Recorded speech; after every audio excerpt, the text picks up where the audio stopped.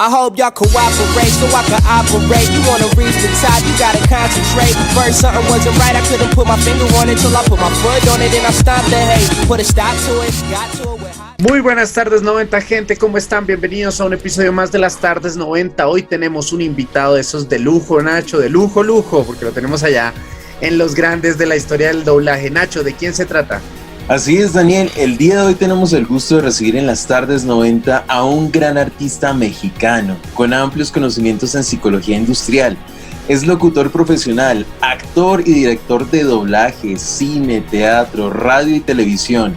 Pionero de la primera página dedicada a la gran industria del doblaje titulada El maravilloso mundo del doblaje. Y sin duda alguna, respetado y querido por sus amigos, fans y compañeros del medio. Recibimos con un gran abrazo a nuestro querido Sergio Castillo. Bienvenido a las tardes 90. Gracias, queridos amigos de Colombia. Para mí es un placer estar nuevamente con ustedes, aunque no sea en persona y sea virtual, pero para mí no saben cómo quiero al pueblo de Colombia. Yo tuve la oportunidad de estar allá ya hace algunos años trabajando para Fox Telecolombia en una serie que se llamó Tiempo Final, y estuve allá en su hermosa tierra. Los extraño Zipaquirá, extraño las minas de la sal, Andrés Carne de Res, el Museo del Oro, el Museo de Botero, que es mi artista preferido de Colombia. Entonces, la verdad, amo a mis hermanos colombianos. Para mí es un placer estar nuevamente con ustedes. Maestro Sergio, pues estamos también muy agradecidos de que usted, como le decíamos, nos conceda esta entrevista tan maravillosa. Y pues vamos a arrancar con una pregunta que nos encanta siempre en las tardes 90 hacer, y es relacionada con la infancia, precisamente esos primeros años en que el maestro empieza a descubrir todo ese gusto por las artes escénicas, por ese gusto por de pronto empezar a ver los personajes en distintos medios y empezar como a ponerles la voz, así como empezar muy precariamente a hacer eso. ¿Cómo fueron esos primeros años y cómo empieza ese gusto por la actuación y toda esta parte de la parte escénica? Mira, esta es una pregunta muy interesante. Yo soy de una época donde la actividad artística era parte de la currícula escolar.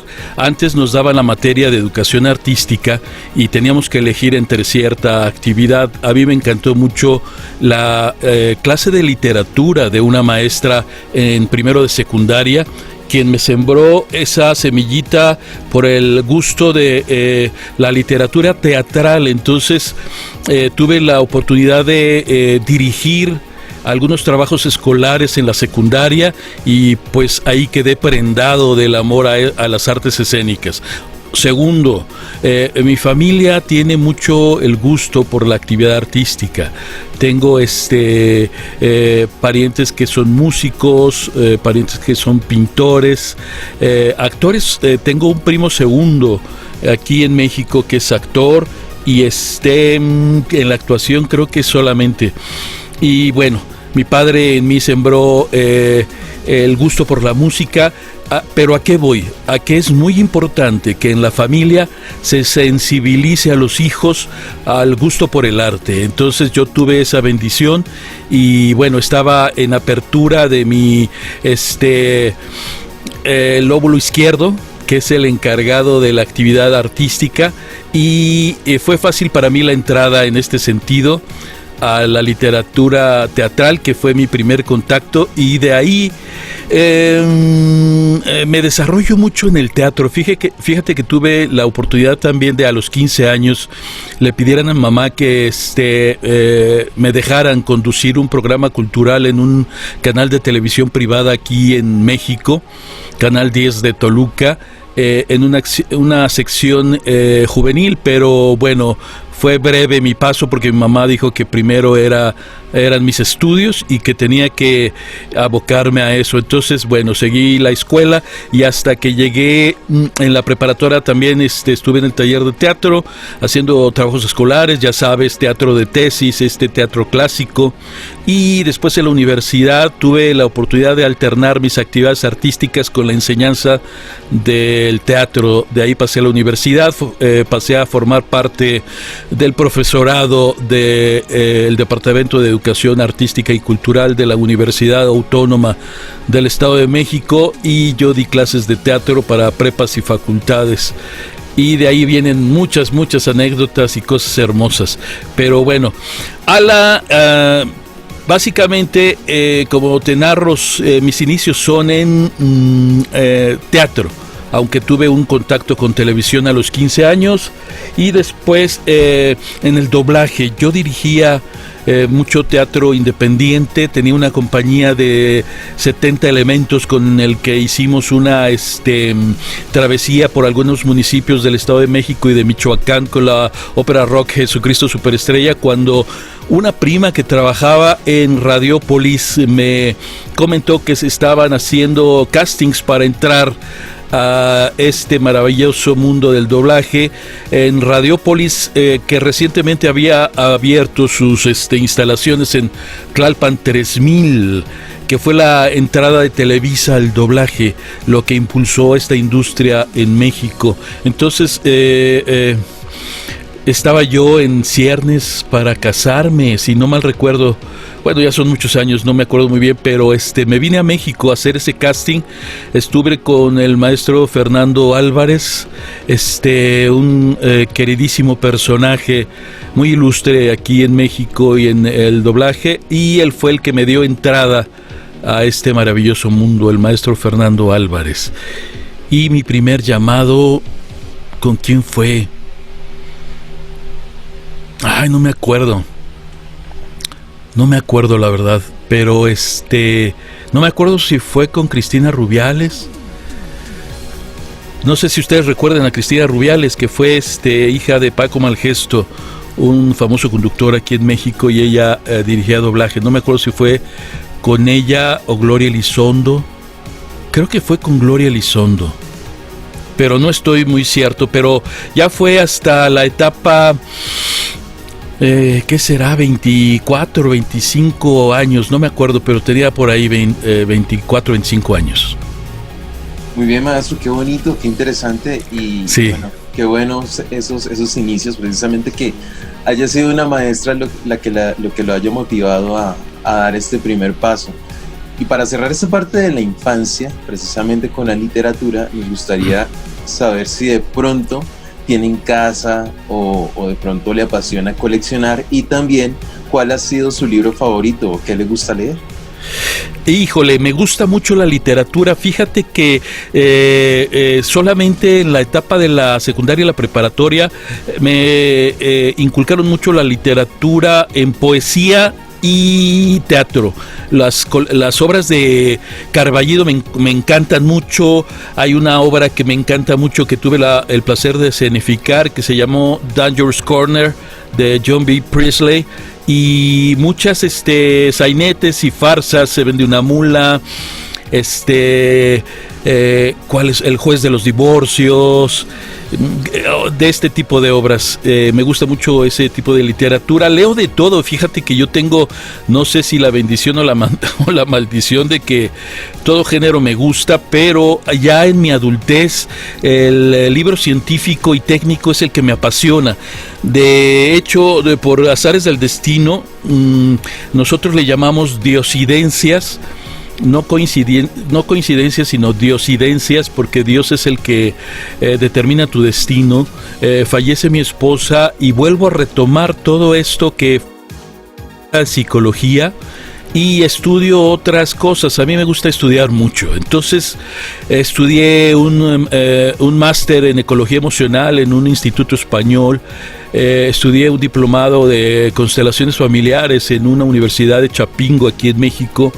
Y hay muchas otras cosas, psicoanálisis, estudié periodismo, tengo una carrera técnica, inclusive ya casado. Fíjate que quería comprarme una moto y me metí a la carrera técnica de mecánico en motocicletas. Entonces también tengo la carrera de mecánico en motocicletas. Pero los libros técnicos me gustan mucho. Ahora estoy leyendo mucho de el Dr. Hammer, con la medicina germánica, y estoy leyendo también a Hellinger, que es el padre de la sistémica en constelaciones familiares. Es lo que estoy leyendo, y estoy leyendo mucho de Brigitte Champetier, que es una alumna viva del maestro Hellinger, que falleció lamentablemente el año pasado. pero es básicamente la literatura técnica científica en la que me estoy abocando mucho, en la literatura emocional, la psicología clínica, la psicoemocional y la biodescodificación. Es ahorita en lo que me estoy abocando.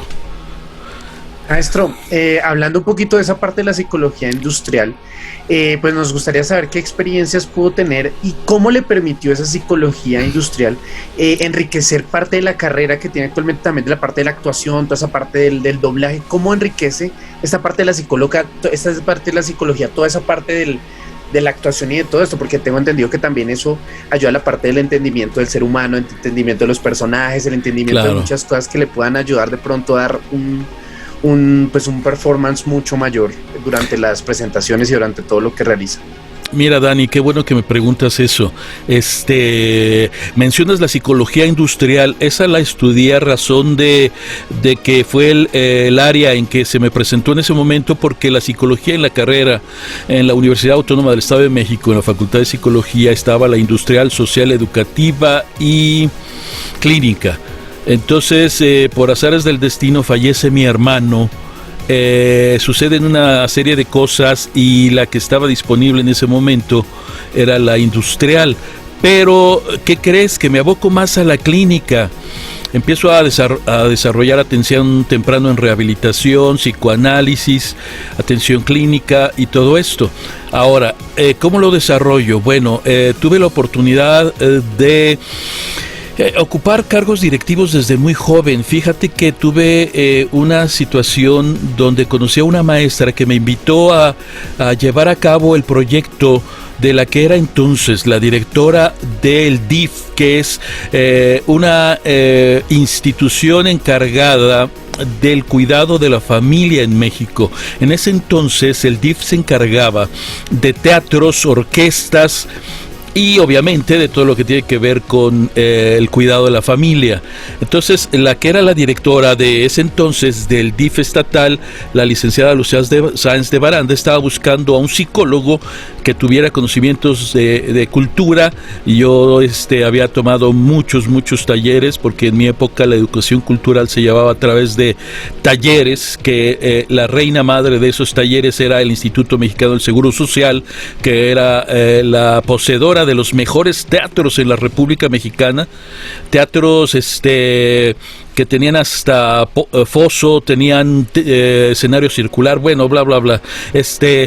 Entonces ella desarrolló un proyecto que quería llevar a cabo con las casas de niños, casas de ancianos y con el CRE, que era el Centro de Rehabilitación y Educación Especial.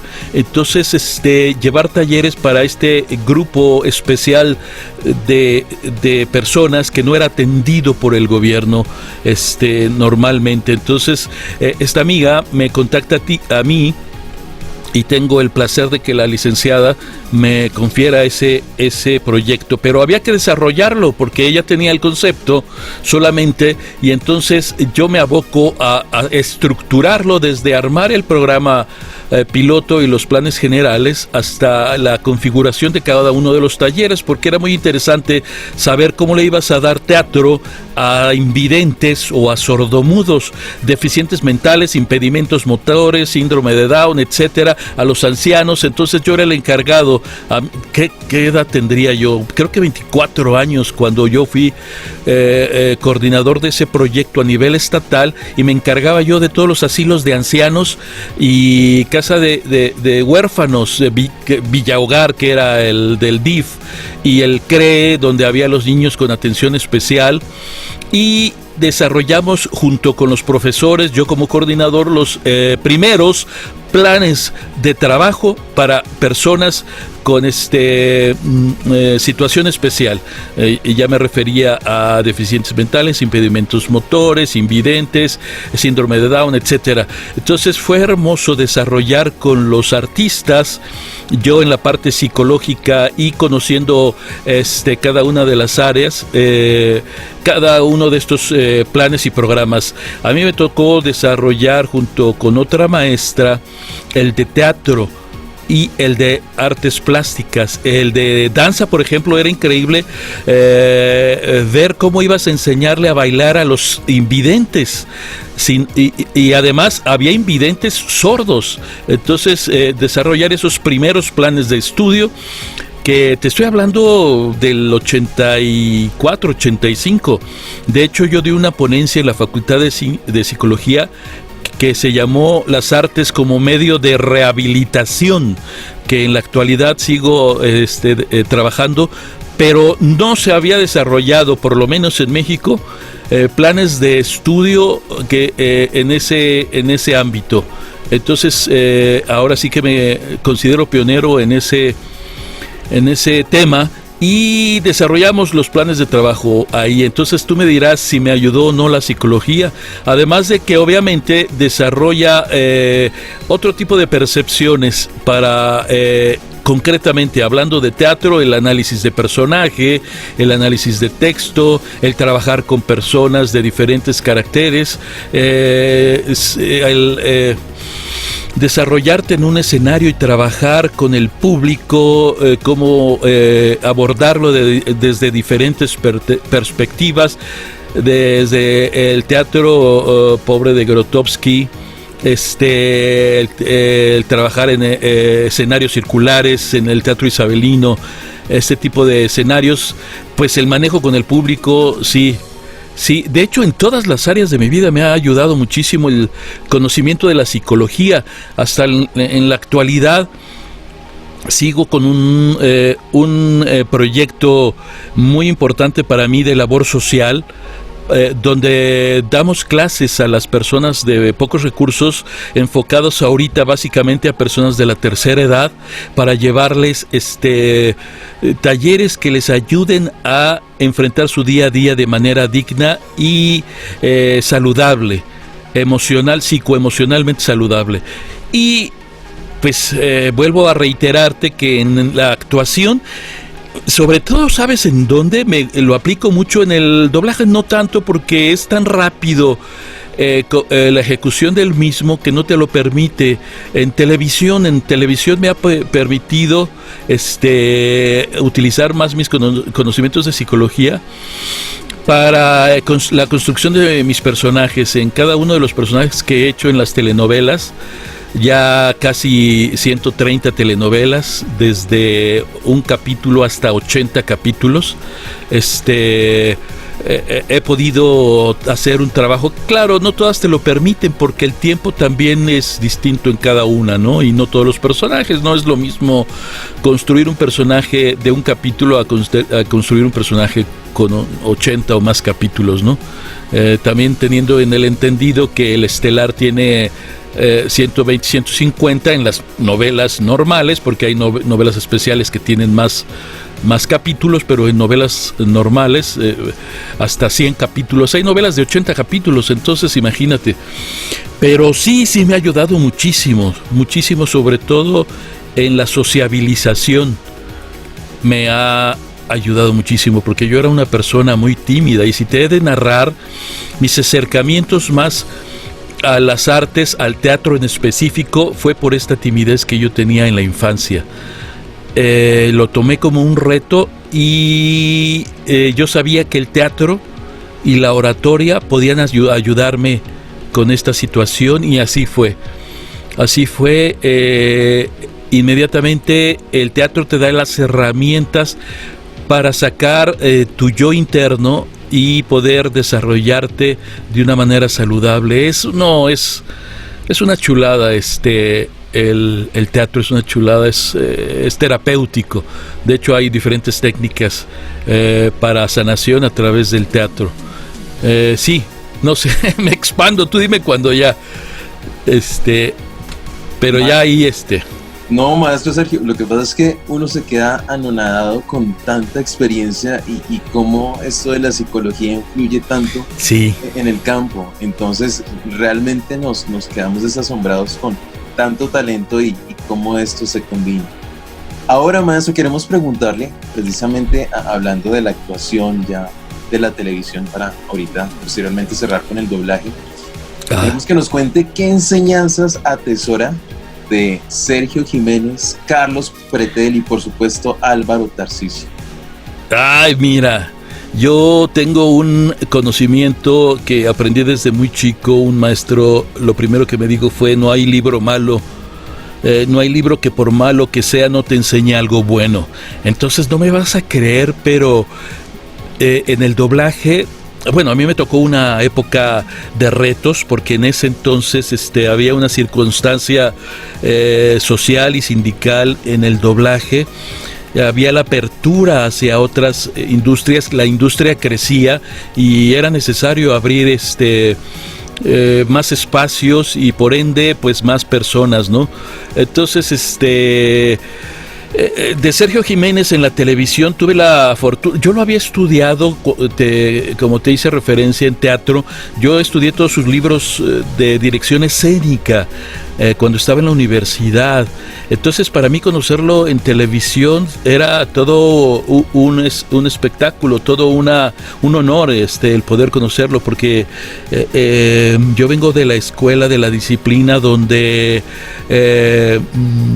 asientes a lo que los maestros te dicen, ¿no? Ahora los alumnos cuestionan mucho a sus maestros y los tratan de igual a igual, pero bueno, yo vengo de la época de donde a los mayores se les respetaba, ¿no? Por el hecho de ser mayores, no por el conocimiento ni por el estatus social, sino por el hecho de ser tus mayores, y esto me lo reafirma la sistémica Hellinger. Tiene una regla que es los órdenes del amor son 4, y una de ellas es ocupar tu lugar. Cuando alguien no ocupa su lugar en la sociedad o en la familia, se enferma y se enferma tu núcleo. Entonces yo no sabía esto hasta que después lo estudié, pero ya lo aplicaba, porque así fue la educación de mis padres. Entonces, para mí toda persona de la que yo aprendo algo son mis maestros, no importa la edad que tengan. Yo, del maestro Jiménez, repito, estudié todos sus libros de dirección escénica. Tiene uno que es de un grueso así. Entonces, cuando trabajé con él, no me acuerdo si fue en Salomé. No, ya tiene muchos años, tiene más de 30 años eso. Y ¿qué crees que me dijo? Porque yo estaba superpuestísimo para la construcción de mi personaje. Estaba imaginando cómo lo iba a hacer para después empatar con las indicaciones del maestro. Cuando me llama a escena me dice: a ver, ven acá. No, eso es para el teatro, esto es televisión y es más rápido. Dije, híjole, como que me desencantó un poquito eso, pero después lo comprendí por la industria, ¿no? Pero sí, que el maestro Sergio Jiménez me hubiera dicho eso, me había causado un conflicto que, bueno, después lo retomo para bien y aprendo a realizar una técnica y desarrollar el análisis de personaje y el análisis de texto y la creación del personaje un poco más rápido. Y esto me lo practico diariamente con el doblaje, porque en el doblaje, pues ya lo saben ustedes, tú llegas a la sala, generalmente no sabes qué vas a hacer ni qué vas a decir, y es en el momento, cuestión pues no te puedo decir que de minutos, a veces es de segundos, decir, mira, tú eres ese mono y vas a decir tal. No, hay personas, antes había directores que sí te daban el contexto y las circunstancias del personaje, se tomaban el tiempo para decirte, mira, este personaje aparece en esta escena haciendo esto, estas son las circunstancias y su personalidad es más o menos esta. Te dan una pequeña semblanza, pero se tomaban el tiempo de hacerlo. En la vieja escuela había un respeto, porque la mayoría eran o habían sido alumnos o actores de teatro, y esa era la mística en teatro. En la actualidad ya la industria se aceleró un poco, ya no te lo permite tanto, pero todavía hay compañeros que se toman esa atención de decirte qué es lo que vas a hacer. Si no, de Álvaro Tarcisio me decía, mira, nada más tú vele los ojos y eso te lo va a decir todo. Entonces, esa fue una de las aportaciones que Álvaro Tarcisio, un gran compañero y considero yo que buen amigo, con el que tuve que compartir algunas circunstancias, inclusive hasta de gritos, porque no lo vas a creer, pero un par de veces, 1 o 2 veces nos gritamos el señor Álvaro Tarcisio y yo. A mí me da pena, pero porque lo respeté muchísimo, lo admiré mucho, ¿no? Por su trayectoria, pero bueno, soy de mecha corta, entonces cuando alguien me busca, me encuentra. y también eso me ha funcionado en televisión y en cine. Tengo, no sé si quieres que te lo cuente, ¿hay tiempo para contarte esta anécdota? Claro, maestro, adelante. Bueno, en televisión en alguna ocasión había una novela que se llamaba Central de Abasto, que es un espacio aquí en México que es el más importante, donde se proveen todos los mercados del interior de la República.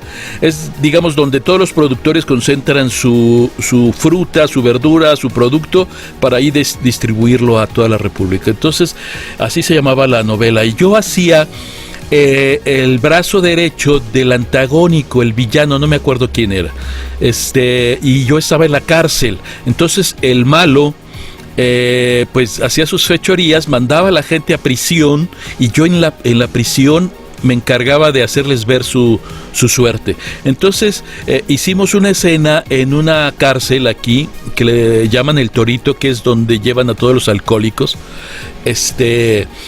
Pero era una cárcel. Ahí sentí por primera vez un poquito lo que es la claustrofobia, porque en celdas reales se llevó a cabo estas escenas, y estaba yo con un compañero que era mi hermanito, el cual me ayudaba a hacerle la vida pesada a los personajes que mandaba este malvado. Y en una escena era muy similar a una escena que se dio con una película de Pedro Infante, que era Pepe el Toro, el personaje que interpretaba a Pedro Infante, donde mataban a mi amigo.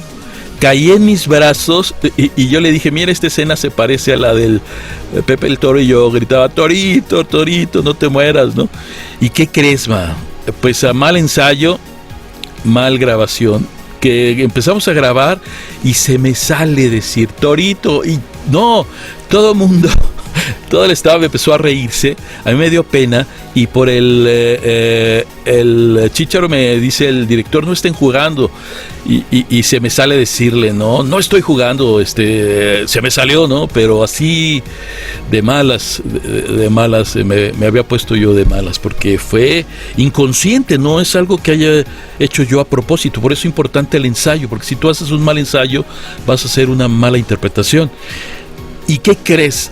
Tiempo después, este director, yo dije: no me va a volver a llamar. Pues no, me dio mi primer estelar en cine.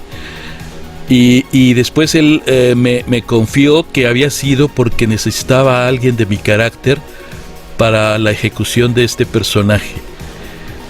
Pero esta fue la historia que me sucedió con esta circunstancia. Maestro, qué historia tan interesante, ¿verdad? Que son de las cosas que pasan en un set y a veces la gente no se entera hasta que las cuentan después de un tiempo. Sí. Entonces, de verdad, muy interesante, muy enriquecedora, y la gente que está estudiando actuación también, que sepan que se necesita el carácter también para poder estar dentro de un escenario, ¿no? Sí.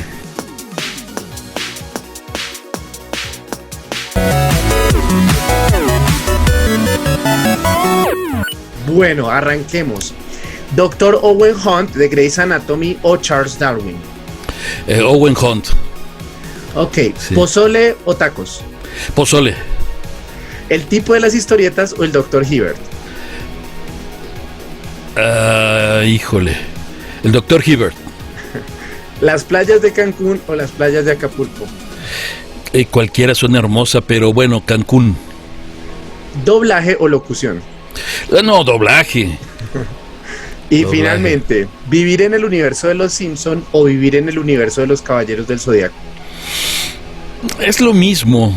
Fíjate que para mí es lo mismo. El proceso creativo es igual. Aquí como actor lo que me convendría más es lo que más fama me da. Entonces sería Los Simpson.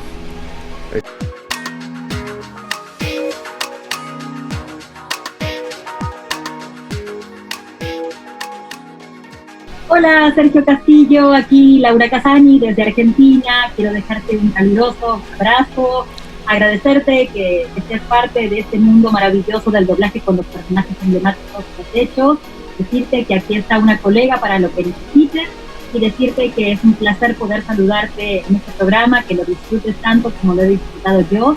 Y bueno, bien, saludos a todo México, que te sigan los éxitos, por supuesto, con los Simpsons y con muchísimo más. Sos un gran actor de doblaje y aquí en Argentina te admiramos mucho. Te mando un saludo inmenso y que estés muy, muy bien. Adiós. Híjole. Qué hermoso es recibir unas palabras así de un colega, es muy bonito. Fíjate que es muy bonito el reconocimiento del público, es hermosísimo, pero es más difícil el reconocimiento de un colega o compañero de profesión, porque como tú sabrás somos más exigentes. Entonces, muy conmovedor, te agradezco y le agradezco a ella de sus palabras, y igualmente mis bendiciones para ella desde aquí, desde mi patria y desde mi corazón para toda Argentina. Me gustaría preguntarle, porque si hay algo que le fascina al maestro, es la dirección. Entonces, como ve aquí en mi fondo, pues tengo esas películas emblemáticas que dirigió en su época, El Patriota, por supuesto la serie de Clarissa, que le confieso, yo veía esta serie con mi hermana y no me despegaba del televisor. Y ahora que sé que usted se involucró tanto, pues debo darle las gracias porque gozábamos de esta gran producción. Entonces, muchísimas gracias. No, al contrario. Y la pregunta es, maestro, ¿usted cómo se define al momento de dirigir, por ejemplo, estas obras de doblaje? ¿Es una persona exigente? ¿Le gusta ser perfeccionista? ¿Cuál ha sido la reacción de sus compañeros de trabajo? ¿Cómo es ese momento que, Sergio me necesita para que haga parte de esta producción? ¿Cómo es eso? Híjole, ¿qué te puedo decir? Yo, aunque no lo creas, mi preparación ha sido mayormente como director que como actor. Aunque he tenido un trabajo muy arduo para prepararme como actor, como director, he tenido más preparación. Te digo, yo estudié mucho la dirección de Wagner, la dirección del maestro Sergio Jiménez, de muchos teóricos de la dirección, y el doblaje, la dirección del doblaje me apasiona como no tienes idea. Tengo la fortuna, ya son 20 años de dirigir, de los cuales 17, 18 años han sido diario, pero diario te hablo de lunes a viernes, no como hay algunos compañeros que presumen de dirigir diario y no es cierto, dirigen una película a la semana o un capítulo o 2 o 3 de una serie, pero yo dirigía de lunes a viernes y a veces hasta sábados, y así casi 20 años de dirigir de lunes a viernes. Entonces me apasiona muchísimo. Yo dirigí mucho teatro antes de haber dirigido doblaje. De hecho, el proceso de responsabilidad es todo una cuestión muy importante. No es solamente el proceso creativo, el de dirigir a un actor, sino todo lo que viene atrás. La parte administrativa y la parte humana es muy importante. Entonces, yo tuve, una preparación quizá diferente, pero mira, para que te des una idea, yo a los 25 años fui director de una casa de cultura, lo que es una escuela de arte aquí en México, de la primera, que fue la Casa Piloto de Casas de Cultura de la República Mexicana. Esta escuela de la que fui director tenía un cubículo para cada instrumento de la orquesta sinfónica. Tenía además un salón de teatro, de escenificaciones de teatro con camerinos. Tenía el salón de danza clásica más grande de la ciudad de Toluca en ese entonces. Era muy grande la escuela y yo fui director de esa escuela a los 25 años. fui director de difusión cultural de una universidad aquí, igualmente director de una revista escolar, tuve muchos cargos de dirección a muy temprana edad. Entonces eso me ayudó en la cuestión administrativa.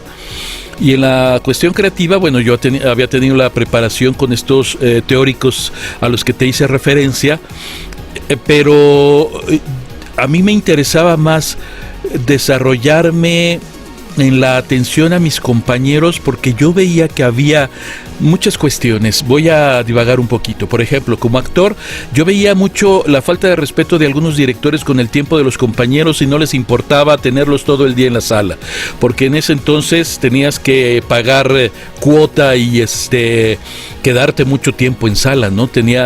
Teníamos dichos un poco groseros para ese aspecto, de que teníamos que hacer quién sabe qué hora sala. No puedo decirlo por respeto al público, pero bueno, eso. Por ejemplo, muchos llegaban después de el corte a comer, llegaban alcoholizados, otros llegaban oliendo horrible, otros te gritaban, otros este tipo de cuestiones. Y yo decía que no me gustaba, porque para mí el actor es un ser especial. No para minimizar a ningún otro tipo de profesión, pero la parte creativa de lo que es un actor merece mucho respeto. No se dan en maceta los artistas, llámese pintor, escultor, músico, actor, lo que sea, no se dan en maceta. Entonces, este proceso creativo, para que fluya, tiene que estar en equilibrio. Si tú presionas en demasía a un actor, puedes cerrarle este fluir de la creación que se da en su psique. Entonces había muchos directores que, cuando el actor estaba enfrente al atril y no podía, por imposición del estar enfrente de personalidades, porque a mí todavía me tocó estar enfrente de personalidades en un atril que trabajaban en cine, o que trabajaban en radio, o que trabajaban en teatro, o que trabajaban en televisión, te imponía, ¿no? Te imponía estar ante esas personalidades, algo más o menos de lo que me sucede en televisión. El desarrollar un personaje bajo el escrutinio de 4, 5, 6, 7 personas con un peso artístico, un peso como seres humanos importante, pues cohíbe mucho a las personas. Por eso tienes que tener muchas tablas para poder cargar con esta energía. Fíjate que en ese aspecto el carácter es bien importante. El que tú tengas un carácter fuerte y firme, no grosero, sino firme, te va a permitir transitar por muchas cuestiones, y no nada más en esta profesión, en cualquiera, ¿no? Por ejemplo, a mi queridísimo Pepe Labat, cuando en sus inicios alguien le dijo, sí sé, pero no quiero decir nombres, ¿no? Alguien le dijo, ¿sabes qué? Vete buscando otra profesión, porque para esto no sirves, ¿no? Si él no hubiera tenido un carácter firme, pues abandona esta profesión y se va a otra, ¿no? Lo mismo le pasó en otra área, que es la danza, a un alumno que era el mejor de su generación, pero al enfrentarse a uno de los mejores escenógrafos de aquellos tiempos, le dijo en una audición que no servía para esto, que tenía que dedicarse a otra cosa. Él lo tomó a pecho, abandonó la carrera, y años después, ya con hijos, se fue a verlo, a una puesta en escena de este director, y pues se emocionó, fue a verlo y a saludarlo, y le dijo que si recordaba quién era, y que si y él le dijo que sí lo recordaba, ¿no? Y que le extrañaba porque no había seguido, y le dijo, pues usted me dijo que no servía para esto, que me dedicara a otra cosa, y le dijo, bueno, pues yo eso se lo digo a todos, para ver quién tiene el carácter y las ganas de seguir adelante, porque esta profesión es más de resistencia, Es una profesión de resistencia. Sí tiene que ver mucho el talento, por supuesto que sí, pero tienen mucha importancia las cuestiones de carácter, tus issues, las cosas que cargas, los demonios que tengas en tu cabeza para seguir adelante, sobre todo en el doblaje, porque hay cosas muy duras donde a la velocidad que se vive y la diversidad de personalidades, a veces tienes que tolerar a personas verdaderamente groseras, gente que está frustrada en el medio. Por ejemplo, en televisión, muchos de los jefes de reparto son actores que no pudieron hacerla y se dedicaron a la parte administrativa, se dedicaron a ser jefes de reparto. En doblaje, por ejemplo, hay muchas personas que no pudieron hacerla en televisión y se dedicaron solamente a doblaje. Yo tengo muchos compañeros y compañeras que si se dedicaran a hacer televisión serían todas unas personalidades, porque tengo compañeros muy buenos que podrían hacer muy buena labor en la televisión, pero tiene que ver mucho con creencias y con preferencias y con otro tipo de cosas, ¿no? Por eso el carácter sí es importante. ¿Qué más te puedo decir? Pregunta. Pues maestro, nos ha dejado sin palabras, igual que las situaciones, ¿no? Yo creo que la parte de la pandemia también formó el carácter de muchas personas, ¿no? Mucha gente, a pesar de que todo esto nos cogió por sorpresa, pues supieron salir adelante. Sí, fíjate que esto ha sido decisivo. En la vida todos tenemos ciclos. La vida son muchos ciclos, el matrimonio, la paternidad, la etapa laboral, todos, la etapa estudiantil, todos son ciclos. Si no sabes transitar por ellos de manera saludable, puedes quedarte atorado en alguno de estos ciclos. Y muchos de estos ciclos no cerrados o no trabajados interfieren de forma perjudicial en otros ciclos. Por eso es importante aprender a cerrar ciclos. Y en la pandemia nos sacó los demonios a muchos, y otros se vieron como en agua de pescadores, donde pudieron florecer y pudieron mejorar y encontrar otros nichos de trabajo y desarrollaron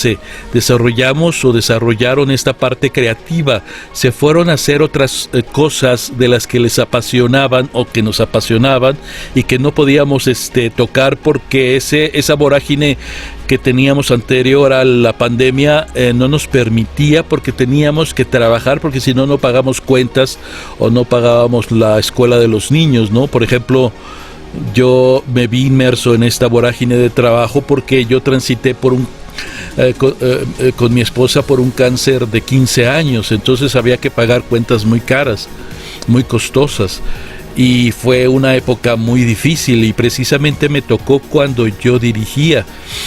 La pasión por dirigir, es que yo amo el doblaje, amo todas las especialidades del actor. Y si me permites, voy a hacer un paréntesis en este aspecto, recordando que Daniel me decía sobre el psicólogo industrial. Aunque fue esa el área que yo escogí al final, en mi época te enseñaban las 4. O sea, tú estudiabas las 4 y al final te decidías por una. Pero en este sentido, ¿a qué voy? En que en el actor es muy raro cuando dicen actor de doblaje, porque el actor es actor. Entonces, cuando algún entrevistador, o he visto algunas entrevistas donde le dicen el actor de doblaje, y se me hace un poco grosero porque son actores. El actor tiene la capacidad de desarrollarse en cualquiera de las especialidades, de los foros, de los escenarios.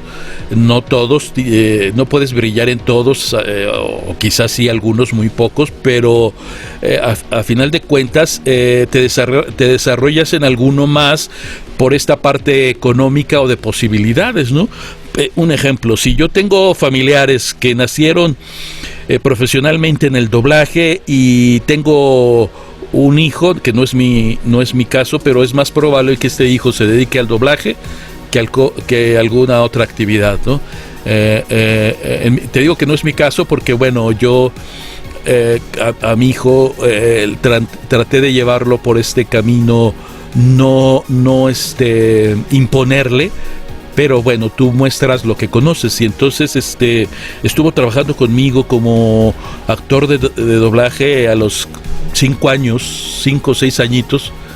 Yo dirigía en ese entonces en Candiani, sí, dirigí en Candiani, y inclusive hizo una película conmigo, hizo televisión con Silvia Pinal, con Chachita, le tocó hacer el piloto de Hermelinda Linda, pero no le gustó, decidió irse a estudiar en la UNAM, en la Facultad de Biología.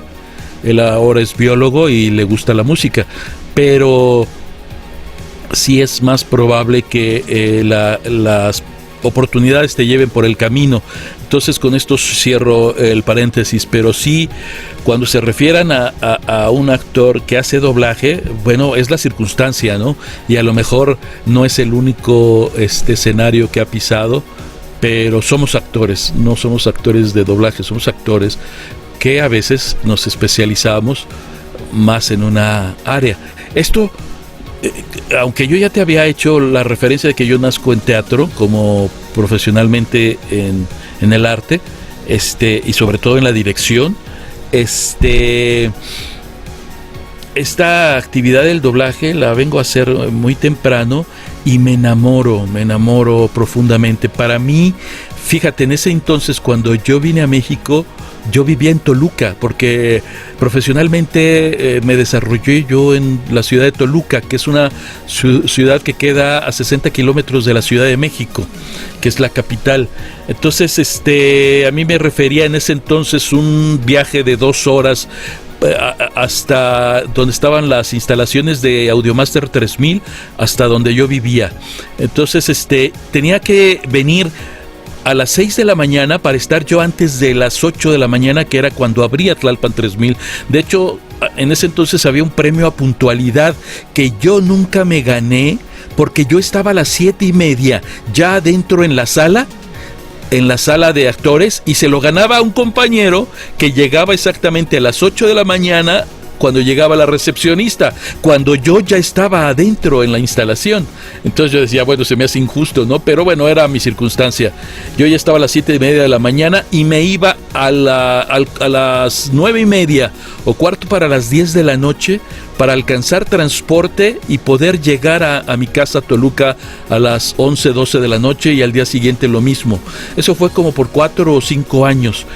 Inclusive yo ya tenía a mi bebé cuando todavía vivía en Toluca, y había momentos en que yo salía de la casa de darle su besito y de arroparlo en su cunita. Cuando me dirigía a la parada no tenía yo vehículo, y me soltaba a llorar en la parada del transporte.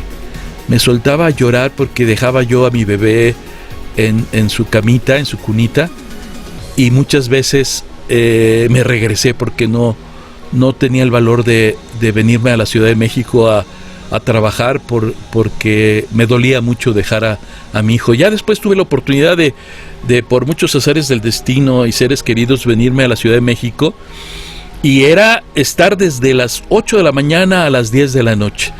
Y en la dirección era lo mismo. Yo empezaba dirigiendo a las 8, aunque mis actores, Salvador Delgado me decía, Sergio, no me llames a las 8 de la mañana porque no llegan. No es cierto, no fue Salvador Delgado, fue Martín Soto quien me dijo, Sergio, no me llames a las 8 porque los operadores vienen llegando a las 8:15, y mientras abren sesión y todo eso ya son 8:30, 9 de la mañana. Y yo le decía, bueno, es que yo no soy ellos, ¿no? Yo tengo un hábito, una disciplina, y las cosas se hacen de una manera. Fíjate que en la dirección yo tenía un pergamino que colgaba exactamente abajo de la pantalla para que lo viera el actor, y que decía que era más fácil hacer las cosas una vez bien que 7 veces mal. Y esto se lo ponía específicamente a los actores para que vieran que yo estaba abocado a respetar su tiempo, y les pedía lo mismo de su parte para que saliéramos pronto. Entonces, no me vas a creer, pero ahorita recordé que cuando te digo que se trabajaba en las salas hasta las 10 de la noche, y yo hablaba con mis operadores y les decía, porque ellos llegaban a las 8 de la mañana y salían a las 10 de la noche, ¿qué tiempo hacías, qué tiempo tenías para hacer familia? No te quedaba tiempo, o sea, llegabas 11 de la noche y a ver a tu familia, llegabas cansadísimo, los hijos ya estaban dormidos, etcétera. Muchos se divorciaban, muchos de mis compañeros de televisión, técnicos, maquillistas, escenógrafos, vestuaristas, se han divorciado, porque esta profesión es muy demandante, más que cualquier otra profesión. Bueno, hay algunas que obviamente no se comparan, ¿verdad? Como la medicina, pero esta profesión es muy demandante. Y hablaba yo con mis operadores y les decía, ¿saben qué? Ni más ni menos, o sea, ¿qué les parece si acabamos a las 6 de la tarde y nos vamos a la casa a convivir con la familia? No lo podían creer porque en ese entonces les daban bonos a los que tenían tiempo extra, pero yo decía, ningún tiempo extra me va a comprar el tiempo que yo pasé con mi hijo, ni con mi esposa. Vale más el estar para mí con mi hijo y mi esposa que el bono de tiempo extra que yo pudiera hacer. Y además yo tenía una técnica que yo acababa más rápido, en el poco tiempo que yo programaba, acababa más rápido y bien que los compañeros que se quedaban hasta las 10 de la noche. De hecho, durante muchos años, y tengo ahí los documentos que lo confirman, donde yo sacaba el primer lugar con menos retakes de la empresa, porque Televisa, dado su sistema, que era una empresa muy grande, muy profesional, podía hacer este tipo de estudios, ¿no? Donde sacaba estadísticas de rendimiento, de desempeño, de puntualidad, etcétera, que dado sea la estructura de la empresa se podían hacer, y en otras no, porque bueno, no eran empresas muy grandes y esto llevaba un costo y una mayor cantidad de personal. Aquí se hacía, y yo tengo este reconocimiento de que yo era, yo tenía .45, no me acuerdo, haz de cuenta, 0.5% de retakes por hora de producción. Esto quiere decir que yo tenía medio retake por película, en promedio, mientras había compañeros que tenían 15, 20. Hubo un compañero que tuvo que rehacer su película porque sacó más de 200 retakes en su película. No te voy a dar nombres, pero tuvieron que hacerlo así. De otro compañero aprendí eso. No te voy a decir nombres porque los quiero mucho, y aunque ya no están vivos, quiero mucho su recuerdo, y para mí es muy importante el recuerdo que los fans puedan tener de ellos. Entonces no tiene caso. Pero me decía este director, porque se trabajaba entonces con 3/4, todavía era análogo, no era digital, y tenían los cassettes, un alterón de cassettes en su sala, de terminaciones de películas o series abiertas que no terminaban, porque entonces había una cosa que se llamaba terminación. Tú abrías una película o serie en un día y la podías terminar o el mismo día o al día siguiente. Ya te refiero que, bueno, había quienes preferían sacarse este bono de tiempo extra o ganarse esta terminación. Te voy a dar un ejemplo, no es exacto, voy a inventar. Haz de cuenta que te decían, te doy 1,000 pesos por abrir el proyecto y 500 pesos por la terminación. Estoy inventando, ¿no? Entonces decía el director, no, mira, es que todas estas son terminaciones y así hago más dinero. Y yo decía, pues no. ¿Qué tal si en lugar de tener una una apertura de proyecto y una terminación, o 2 o 3, abro y termino varios proyectos en un día. Entonces yo, por ejemplo, para hacerlo más claro, hoy abro película y cierro mañana o pasado, porque hay, dependiendo del tiempo que te den y en la extensión de la película. Entonces tenía 1,000 pesos en este día por el proyecto, más 500 un día y 500 otro. Eran 2,000 pesos. ¿Estás de acuerdo? Entonces yo decía, no, ¿qué tal si lo abro, lo termino y son 1,000 pesos en este día, y el otro día abro, termino, son 2,000 pesos en este día, y abro y termino y son 3,000 pesos? Entonces, ¿qué van de los 2,000 pesos a los 3,000 que yo podía ganar, no? Entonces, para mí era mejor abrir y cerrar el mismo día, y además con un buen desempeño de mis compañeros, porque todos, antes de yo iniciar sesión, reunía, por ejemplo, a todos los de los ambientes y les decía, ¿qué tal si nos vamos temprano, no? Y sobre todo si es fin de semana. ¿Les parece? Vamos a abocarnos a hacer bien las cosas bien para irnos rápido. Fíjate que por eso haces equipos de trabajo, porque esta forma de trabajar es muy importante. Y entonces hablaba con ellos, hacía un team back como en fútbol americano, una técnica que utiliza el PNL, la programación neurolingüística, donde trabajas psicoemocionalmente con tu equipo, los motivas y todo llega a un buen fin, que era el buen término de la producción. Y entonces terminábamos rápido y todos nos íbamos a disfrutar lo que tuviéramos que hacer. Y esto me lo enseñó un maestro de teatro en la juventud, que me decía, Sergio, el actor tiene que tener vida. El actor tiene que tener vida, porque si no, ¿de dónde construye sus personajes?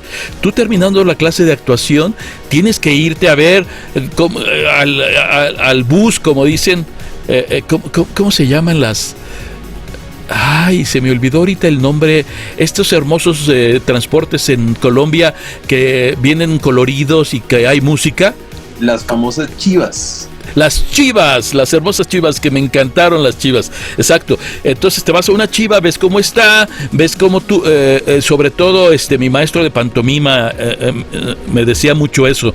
Yo tomé clases de pantomima con Alfonso Birches, que fue alumno de Marcel Marceau en Francia, y él me decía, observa cómo tomas el tubo de donde te sostienes en el transporte, o cómo tomas un vaso, o cómo se dirige una persona, cómo es el del periódico, cómo es la persona que atiende un almacén, cómo el otro, el que dispensa el gas o la gasolina en una estación de servicio, etcétera, etcétera.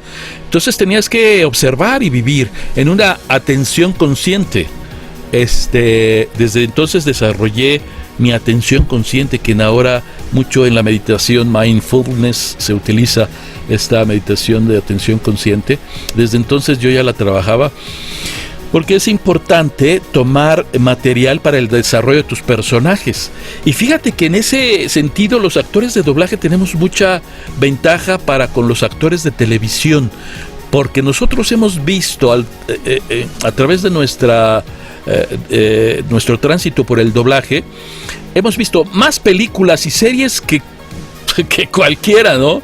Entonces nos sabemos todos los personajes, hay prototipos. Entonces eso me ayudó mucho cuando hice televisión, porque yo ya había visto al policía, ya había visto al enamorado, ya había visto al villano, ya había visto a los diferentes tipos de personalidades o de personajes que puedes desarrollar en una dramatización. En eso me ayudó mucho el doblaje, pero híjole, hasta ahí le dejo, porque si no me sigo. Tranquilo, maestro Sergio, la verdad, esto ha sido toda una cátedra del doblaje, sobre todo de la dirección.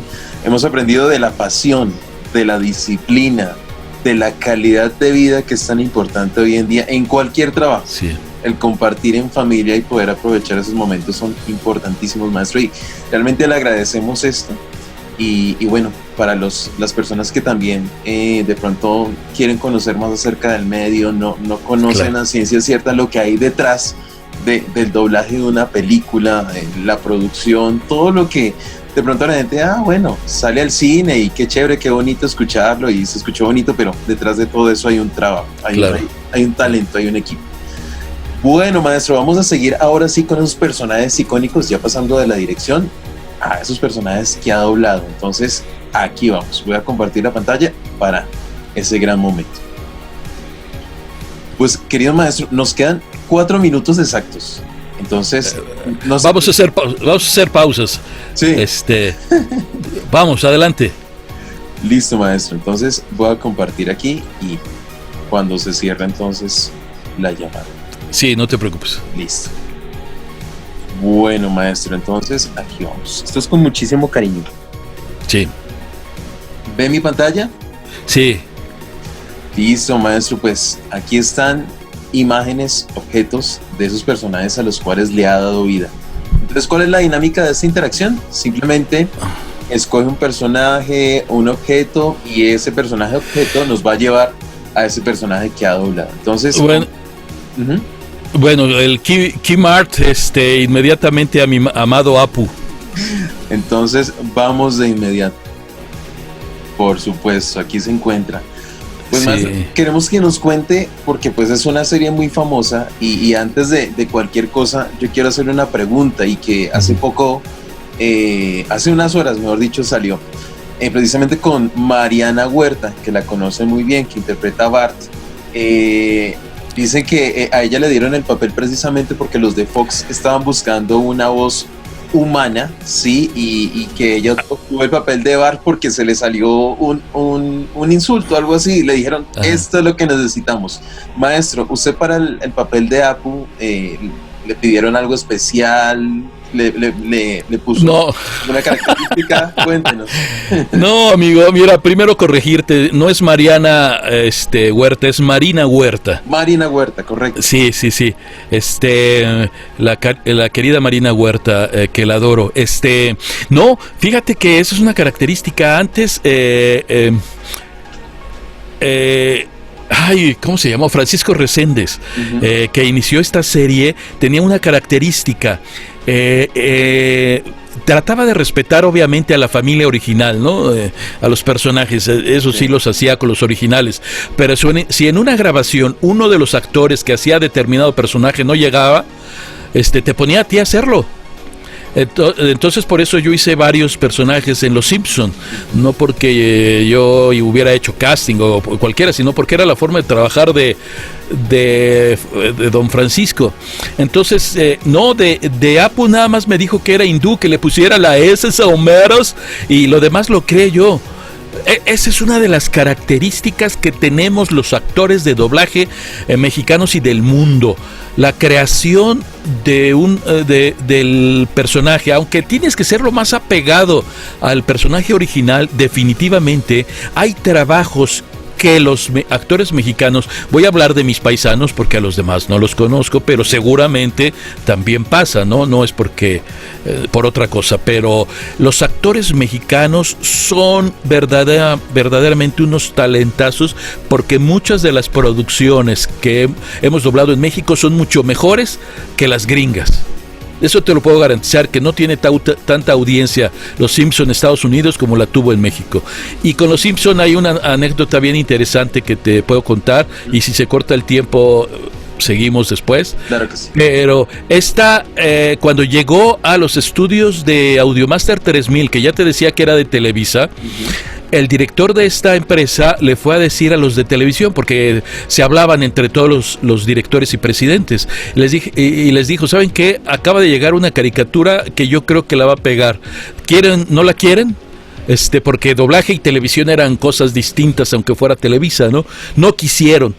Se la venden a Televisión Azteca, y con esta serie yo puedo atreverme a decir que se sostuvo los inicios Televisión Azteca, y ahora es una de las televisoras que compite de tú a tú con Televisa, pero por esta serie que no quiso un ejecutivo de Televisa y que se la llevó Televisión Azteca. Vaya. ¿Cómo ves? Eso fue para la historia.